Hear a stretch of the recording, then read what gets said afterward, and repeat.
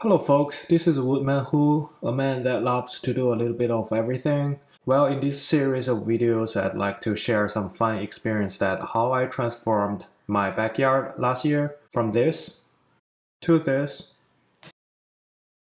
This is the view from the top hill. And also how I remodeled my second bathroom last summer from this to this and this. So let's get started. Better be a good one. Well, looking back for what I have done last year, if you ask me what part was the easiest, I would say it's definitely the demolition. It's a tough decision to take your first hammer strike on the floor, because once you knock the first piece out, you will never stop until everything is finished.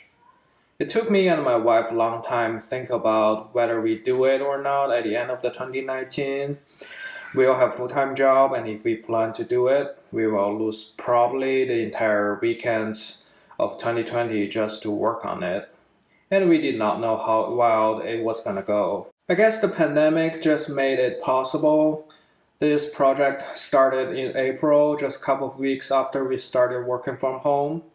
I'm a total freshman on doing tile works, and this is my version project of flipping up the entire bathroom. Looking back to these videos, it was funny that I was naively thinking I could reuse those cement board under the tiles. But little did I know that how hard to chip off thinset without damaging the board itself. And you can see these old tiles does not have any coverage at all, because I could easily knock a full piece out, and you can clearly see those trolls mark on the ground. It did help me to speed things up thanks for the non-coverage tile work somebody did before. Otherwise, I would have to run a demolition hammer to get this job done. After I realized I couldn't save any cement board at all, I started to break them bit by bit. I started bagging those trashes, and I was glad I used those bags to prevent myself being caught from these sharp pieces. And tell you the truth, I did one time thinking it's good enough to just use the regular big black trash bag, and It's not gonna work out. Next day I continued to finish up the rest of the area. I was watching Netflix and tried to keep myself entertained while doing this repetitive work. Later, I realized I could just knock out the board with the tile together, and that reduced a lot of extra work. I'm learning as I go at that moment. I also removed most of the nails and started bagging all the trashes. With all hard work done, we started seeing some progress made on the floor. I started getting some confidence on the whole project and was looking forward to what I was gonna do next day, and I started to notice a difference. I was bald, and I had become stronger. My landscape folks had removed the old cedar wood retaining wall and started digging some dirt out to prepare the new one. Me and my wife had been waiting for this moment for almost 3 years to find out the perfect guy who can work on our project. And that was the moment we were so excited to see what we have planned to become true. And tell you the truth, these guys are the best I have worked with in my lifetime. And I'm gonna mention those folks mostly in my second episode, so be sure to check out my second video. Next day, I used a scraper to trim off the glues on the subfloor, and also put out the rest of the hidden nails. They are hard to spot, and I was lying on the ground to make sure I cleaned all of them as I removed to the next area. I used the leveler to check the floor whether it's leveled or not, and used the biosander to smooth the surface out and tried to make the entire floor even. Telling the truth, my wife was so surprised that I could have done this far, and there were two choices we talked about at that point. One is to continue finishing up the floor and be done with it. Another is keeping the momentum and flip up the entire room with the bathtub, the shower, and the wall tiles. And you guessed it right, we took the hard route and leveled up the difficulty of this game. We started right away next day to tear down the shower wall, and as you know, I don't work in the construction industry. I only have done some minor home DIY based on my limited knowledge of house renovation. I just self-taught by watching a lot of videos on YouTube, and at this moment I want to give a big thank you to the YouTube channel Home Renovation DIY, as I learned almost everything A to Z from Jeff in his videos. I don't know him, he doesn't know me, I just watch his video again and again and practice in my mind how to do it, and most importantly, how to do it right. What I knew was I only have one chance and I don't want to make it bad and redo everything back from the beginning again. Later, I broke down all the tiles and sheetrocks behind them and put them into the trash bag. If you don't know how to demo it quickly, you can go watch Jeff's video, and I basically followed the exact same steps what he talked about in his video. Looking outside, my backyard folks have dug more dirt out of my yard.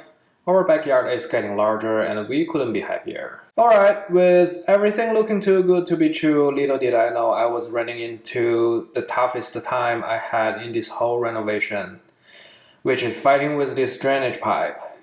If you ask me which part sucked the most, I tell you this is the part right there. I admit I don't know how to do drainage pipe. I don't like to do it. And I know the PVC products are relatively cheap, but still I don't like to break the pipe and I know there are so many ways to screw it up. However, I don't know where I got that confidence. Maybe I just felt what I have done was pretty smooth, but my ego at that moment just told me, Do it! Just do it! My idea was to take off the toilet flange on the top and see if I can take out the rest of the part. I basically used all of my tools, tried to rip that apart, but what's left was an ugly chunk of PVC glued outside of the sewage pipe. At this moment, I have worked on it for 2 hours. It generated so much heat and made really bad smell from the smoke that I tried to cut it using my angle grinder. So I decided to take a break to watch some videos again to figure this thing out later time. 2 hours later.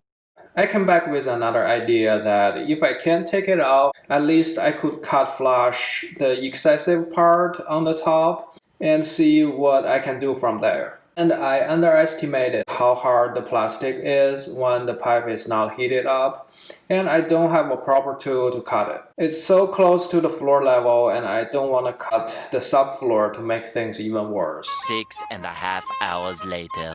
I checked with some other videos again, and some say if you heat this thing up properly, you can use a piler to bite on it, twist it, then it will come out.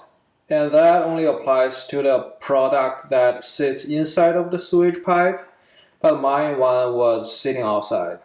I still wanted to try it out and see how it goes. Of course, it did not work, and I was so tired at this moment. Meantime, my full-time job was getting more challenging, and I remember there were 2 days that I just sat on the chair from 7 a.m. to 2 a.m. next day just to deal with some issues up there.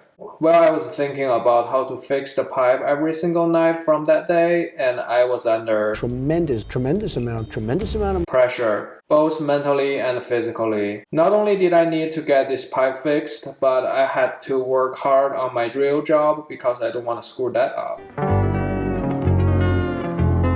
I finally decided to cut the subfloor and see what's underneath. Well, as I expected, I still had no idea what to do after cutting it open, and it was at this moment that he knew. He fucked up. So I just put the subfloor back and went to my wife and told her, I quit! On the other hand, our outside is getting very good progress. You can see the retaining walls are getting piled up. For some reason, I lost the footage how me and my wife lifted this super heavy bathtub that weighed like 500 pounds or something. Due to the limited space to wiggle this thing out, I had to carry up my car jack to jack it up, then squeeze it to make some room to get it out bit by bit. But eventually we did it. It was not a pleasure job, I can tell you. At that moment, since we were gonna install a new tub anyway, and I don't want to deal with the drainage pipe anymore, we just decided to find a plumber to do it once and for all. Luckily, I came across a very nice guy and he stopped it by to help me fix the toilet flange and told me he will come by when our new tub is arrived. I had some casual chat with the plumber while he was fixing my toilet, and one concern I had was how to deal with this bathtub because it's definitely a 4 or 5 man job to carry it downstairs, and there is no way for 2 of us to finish the work. He gave me a really good solution, and he said he had the same situation before, and what he did was just sledgehammer it and break it down. That really enlightened me because I didn't even think this thing could break. It is made by iron and covered by ceramic, and to me it's indestructible. But here I am, I borrowed a short sledgehammer from backyard folks and started breaking this piece out. And I can tell you it was a heck of workout. It was so loud that those people in my backyard could hear it like it is happening right in front of them. And please enjoy the sound.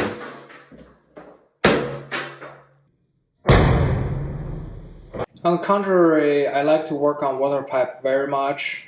I think it is because there are some beginner-friendly products on the market, and I just use PEC product and shark bite connector instead of copper soldering method. I bought a blowtorch to try to melt the soldering piece to take the whole system off. I'm not good at it. I had several tries on different pipes, but they are not coming off. Then I was thinking, yeah, why bother? Just cut the pipe and redo the whole system because the old one won't stay here for long anyway. Finally, a couple of days later, the new tub is delivered to my home. It's acrylic with fiberglass coated on the entire bottom. Only weighs 90 to 100 some pounds. We just carried it all the way upstairs and put it in the spot. I sealed all the cracks and floor joints with silicone caulk, and the plumber had fixed the toilet sewage pipe, and I couldn't be happier about it. Moving next, with everything cleaned and sealed, the room is basically empty, and my wife wanted to take this chance to repaint the whole room because we don't need to worry about dripping color paint on the ground or cover the sink vanity or whatever. While I'm setting the bathtub, I want to talk about the subfloor choice for tiles. It's not coated if you direct on the tiles right on the top of the wood subfloor. We chose Schluter's products because the most advantage it gives is how light it weighs. I don't have a truck and I don't want to pay the effort to carry 5 pieces of cement board, each weighs like 50 pounds or something, all the way to my upstairs. Of course, when comparing budget to the effort, they are not cheap, but for us, it's really a time-saving product that we love to go with. I mixed some thin set and it's time to set this orange sheet to the subfloor. There are many videos you can find to tell you how to set this thing up. I followed the same steps, but one tip I want to add is that just don't apply the thin set as how I did. You want to place a roll of sheet at the end of the wall and apply the thin set as much as you are rolling over the sheet, like how I did for the second one. That way you have a place to stand in front of the sheet and roll out air bubbles to make the full contact between sheet and subfloor. I didn't realize how easy and quick you can mess up with the cement. You want to clean it as you go, and that way you have the control, and just don't forget to leave it often to check it whether it has full coverage with the thin set or not. I tamped on it using a grout float to further press the air bubble out. Just be careful, this plastic is hard. If you knee on it without a knee pad, it's really gonna hurt you. Finally, it's all set and it looks great like what my daughter told me.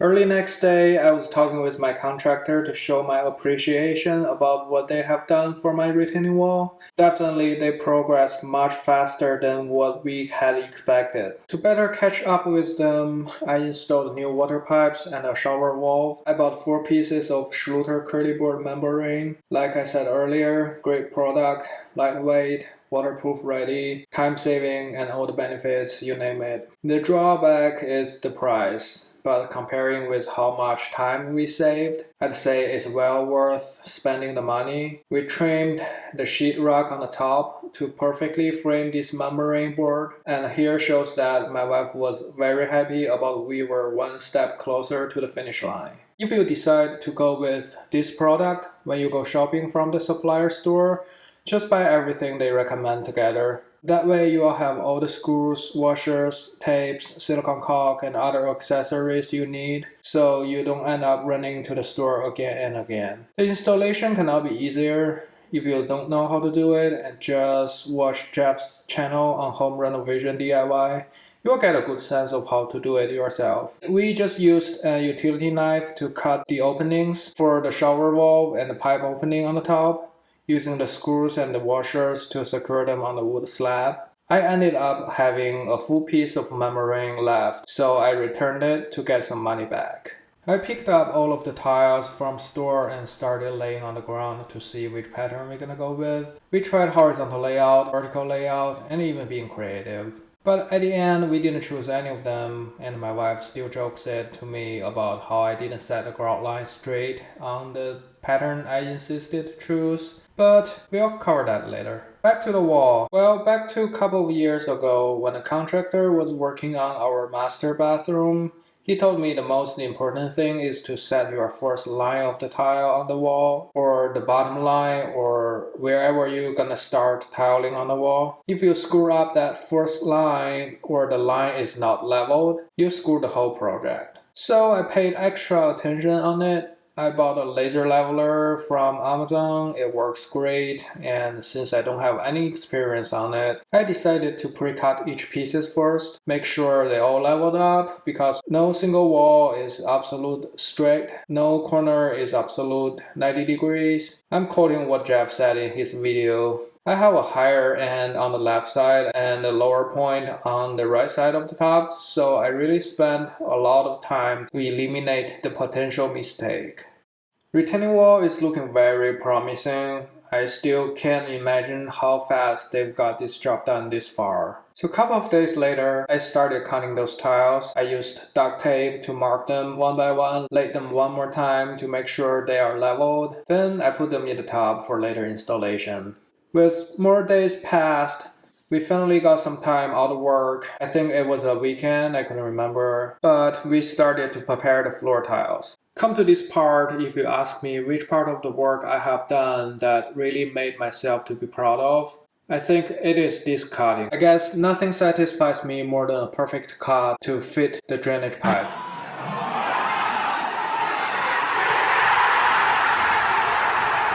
As I mentioned earlier, we eventually went with non-offset staggered pattern. Yeah, and you guessed right, I did not set the line super straight.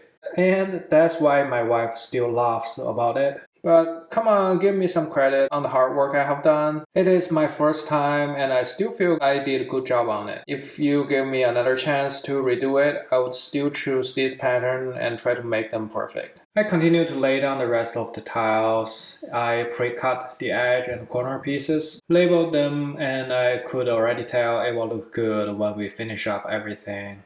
One night, I applied Schluter Fix to completely seal the area around the top to make sure no water can leak inside. Alright, here comes to the real deal, tiling the floor. For all the videos that I've watched on YouTube to teach you how to tile the floor, they'll make it look like it's an easy job. I can certainly tell you it's not. And don't underestimate the amount of the effort you're gonna spend on it. If you plan to tile your floor as well. It sounds like just dropping some cement on the ground and put the tile on the top. So how hard can it be, right? But if you take too easy on this job, you're gonna be pissed off. The fact is that I spent a total 8 hours to tile the whole floor. I think I started around 5 p.m. that night and was still struggling to put the final 2 pieces on around 2 a.m. next day. Like I said, it's very easy to mess up with the cement and you are gonna spend some extra effort to deal with the area you messed up. Since I bought 1 foot by 2 feet large format tile, aka 12 by 24 inches, I used back butter technique to ensure they all get as much coverage as possible. I actually lifted every single tile I placed in the video to make sure it gets the full coverage. A quick explanation how to do it is that first you damp your sponge to wipe off all the dirt on the back of the tile. Then apply cement to the back of the tile using a trowel it, and scrape the excessive cement and apply them to the floor where you're gonna apply it. Apply cement on the floor to fill up these little cubes first, then adding some extra on the top. Trowel it. Remember, don't do too much on the edges of the tile, otherwise when you push the tile to the floor, and this is what you will see.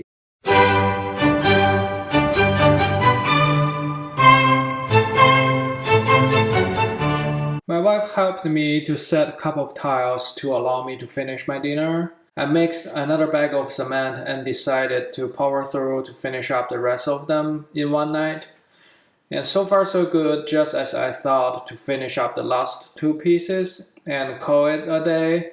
I realized one of them does not fit because it's slightly larger than the space in the corner. It was almost 1:30 a.m. next day and I had already trimmed off two pieces in the early time, and for crying out loud, I had to go outside again and trim it off, and I just wanted to scream. I was too tired to clean it up, plus I need to let it sit for 12 hours until the cement is solidified. So on the third day, my wife helped me to knock off all the spacers and we cleaned up the whole floor.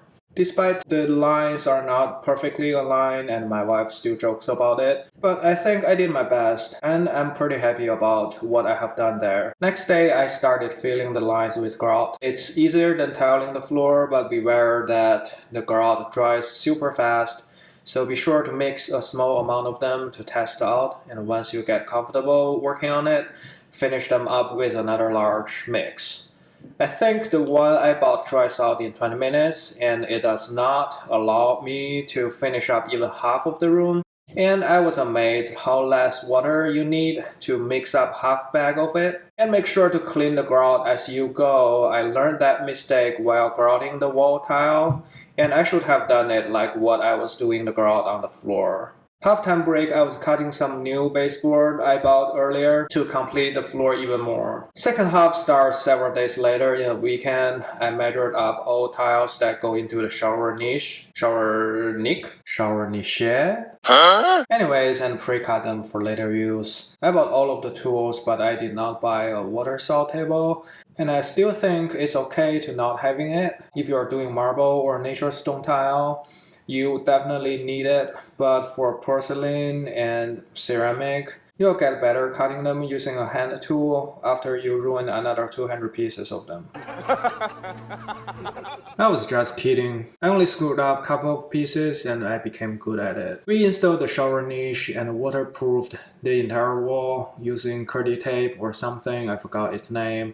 But we applied the first layer of the tile and let them set for about a day. With the experience we gained from tiling the floor, we are more confident that we can do this one right. I went out, cut some of the corner pieces while my wife was cleaning the room, and here we go, we begin to stash them up. Due to its smaller size comparing with the floor tile, I think it made the application even easier. We placed those full pieces at the row below the shower niche. At that point, we decided to run a horizontal line across the wall using black color tile, so I went to the store and brought them back home. It was a rainy day that day and we finally see our retaining wall is finished and it looks great.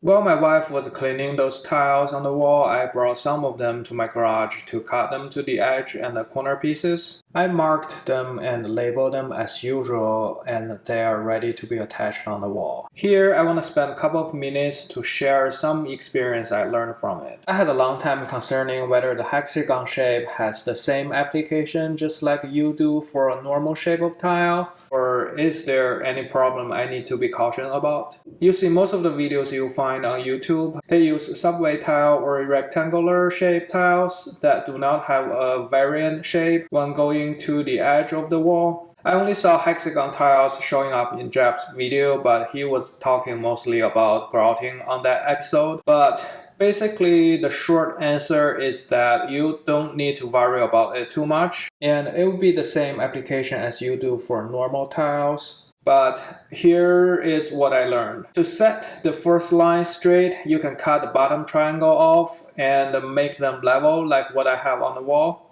Because if you use a full piece on the first line, then there will be many small triangle shapes in between each of them, and you will end up wasting many pieces just to cut them off. Secondly, the hexagon shape will have two variance cuttings going up to the top of the wall. For example, if you have a full piece on the first line against the edge, you will have a half piece on the second line.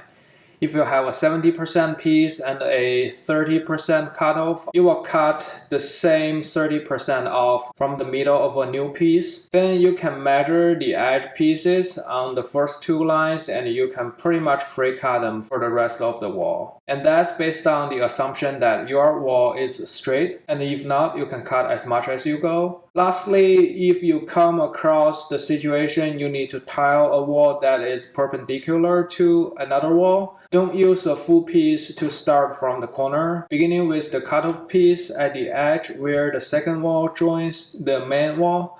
That way, all the walls will look integrated and won't make the transition ugly.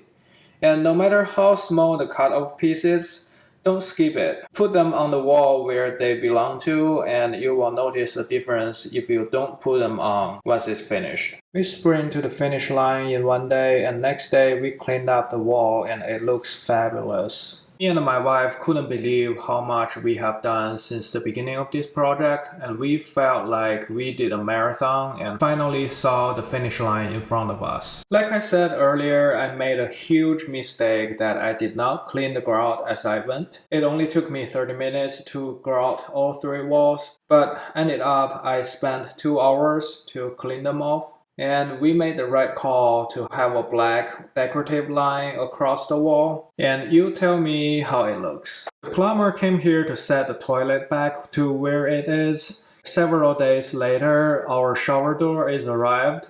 I measured the height, started drilling the holes on each side. Those glasses are super heavy and hard to grab them on.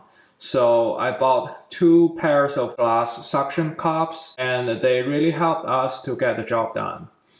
We set the first piece on, installed the rollers on the rolling piece, and put the second one on. Then I secured everything and tested out it rolls okay back and forth. Next day, I applied some silicone caulk on the edges to make sure no water can leak outside of the top. At this point, our bathroom renovation has gone to the end. A couple weeks later, our new vanity arrived, and now everything is finished. Next up, I will talk about how we worked with our contractor on our deck, pergola, driveway, paver patio, and playground. If you liked it, give me a thumbs up, stay tuned, and see what's gonna happen next. Bye now!